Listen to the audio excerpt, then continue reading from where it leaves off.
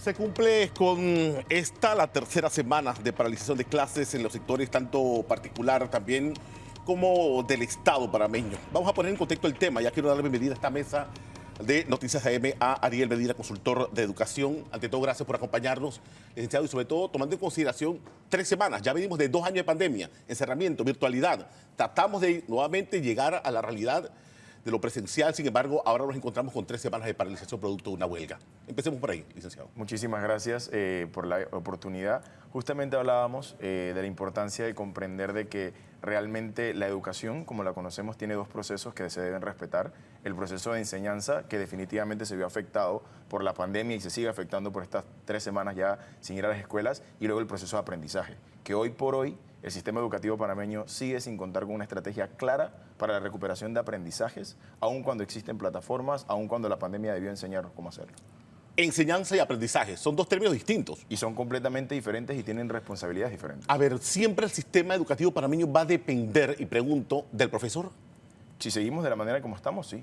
Porque realmente estamos centralizando el proceso únicamente en enseñar, en transmitir conocimiento, pero no hemos entendido que a la fecha ya estamos en la capacidad, los estudiantes, de desarrollar un proceso de aprendizaje autorregulado, automotivado, y es ahí hacia donde debemos apuntar. ¿Para qué? Para que cuando estas situaciones vuelvan a repetirse, por las razones que sea, seamos resilientes ante ese tipo de situaciones. A ver, y la pandemia nos enseñó el tema de la virtualidad, nos enseñó el tema también de lograr esta plataforma, no que descartarla, sino que sea parte también del día a día de ese proceso. De hecho, sigue vigente, y esa es la parte crítica. O sea, sigue vigente la plataforma, siguen vigentes las estrategias, pero nadie se está acordando de ellas. Realmente abordamos el tema hoy como 3 semanas en donde no se ha desarrollado el proceso de enseñanza y el de aprendizaje, pero lo cierto es que pudimos seguir aprendiendo. Pero aquí es importante, y lo hablábamos fuera de cámara, el resaltar la oportunidad que tienen los estudiantes de ellos autoaprender, sobre todo porque el mercado laboral requiere estudiantes que sean capaces de hacerlo. A ver, yo me acuerdo mucho tiempo el tema del inglés y los sistemas también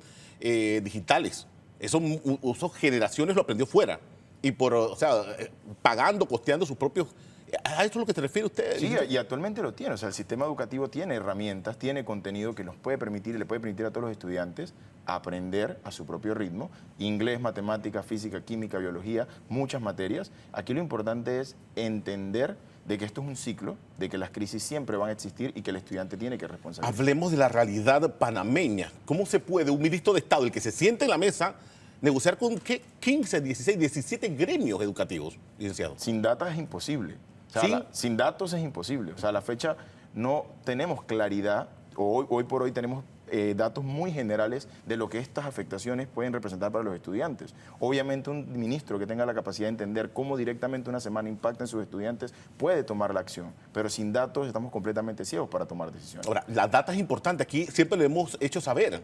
El manejo de data fehaciente, contundente, a la mano, te permite precisamente hacer los ajustes sobre el tiempo, sobre la marcha. Correcto. ¿Es a eso lo que te refieres? Es ahí la importancia de tener las plataformas, porque las plataformas nos permiten arrojar esos datos y nos permiten tomar decisiones. De lo contrario, ¿en qué se va a derivar todo esto? ¿Cuáles van a ser los efectos de este momento sin clases presenciales? Un aumento de las desigualdades, vamos a ver un aumento en el riesgo de abandono escolar, y sobre todas las cosas vamos a tener este mismo escenario repitiéndose cada cierto tiempo, porque la educación es liberadora y la que nos va a permitir justamente romper este tipo de paradigmas. Pero actualmente no me gusta algo y cierro, tranco.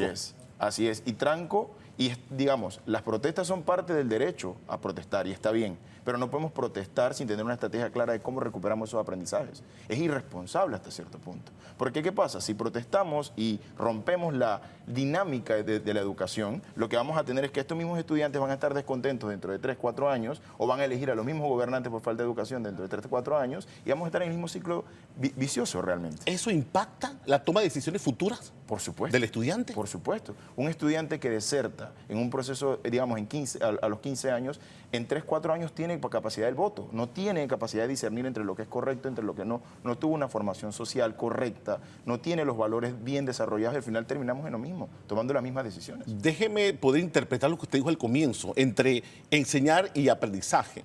O sea, usted asegura que ante la situación que estamos viviendo, que siempre es repetitiva, cierro, tranco cuando no me gusta algo, el estudiante tiene que tener esa capacidad de rebasar escúchese bien, rebasar la competencia del educador y comenzar también él a buscar información. Correcto. No se debe desestimar que el proceso de enseñanza y el proceso del facilitador, del docente es importante, pero hoy por hoy se cuentan con las herramientas para que el estudiante no interrumpa su proceso de aprendizaje.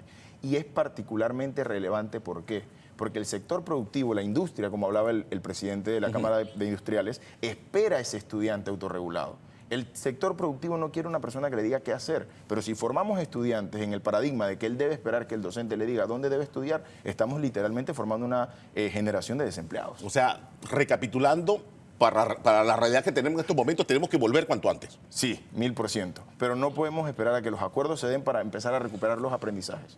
Debemos recuperar el proceso de enseñanza volviendo a las aulas, porque el proceso de enseñanza en las escuelas tiene muchas otras particularidades, muchas otras aristas. Es un proceso integral, es un proceso que acerca a los estudiantes a otros beneficios, pero el estudiante tiene que continuar aprendiendo y eso es justamente su responsabilidad. Bueno, Ariel Medina, consultor de educación, poniendo en contexto el tema, la realidad actual, ya 3 semanas también de suspensión de clases en el sector a raíz de estas cierres y paralizaciones. Hay más a esta hora de la mañana.